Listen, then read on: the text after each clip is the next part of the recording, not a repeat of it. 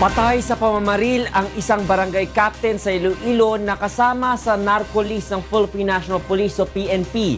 Samantala, arestado naman ang 3 drug suspect sa Biñan City kaninang umaga.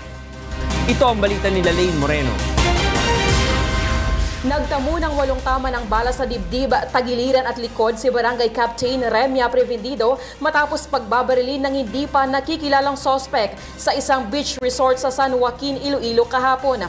Nagpapahinga umano sa loob ng kanyang kwarto ang biktima nang pasukin ito ng mga armadong lalaki.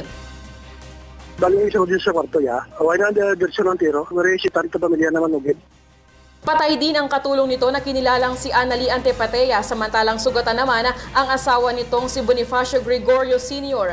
Sa inisyal na investigasyon ng mga otoridad, 5 hanggang 6 na sospek ang bumaril sa mga biktima na mabilis namang nakatakas matapos ang krimen.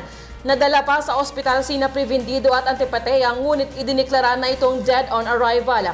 Patuloy namang nagpapagaling sa ospital si Gregorio.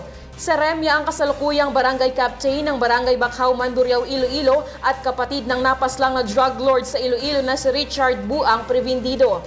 Itinuturing itong high-value target ng PNP dahil sa umano'y pagkakasangkot sa operasyon ng iligal na droga, habang identified drug courier umano ang katulong nito. Based on the other interviews with the suspects, involved gidman siya. Patuloy pang iniimbestigahan ng PNP ang motibo sa pagpatay sa biktima. Samantala, huli sa buy-bust operation ng Biñan Drug Enforcement Unit ang 3 drug suspects sa isinagawang buy-bust operation sa Barangay Canlalay, Biñan, Laguna kaninang umaga. Kinilala ang mga ito na sina Jolan Hicano na kabilang sa top 10 drugs watchlist ng syudad, RC Hicana at Arthur Alinsula. Kung hindi man masugpo yung drugs, at least nababawasan o nami-minimize.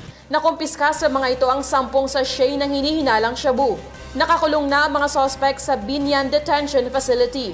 Lane Moreno, UNTV News and Rescue, Philippines.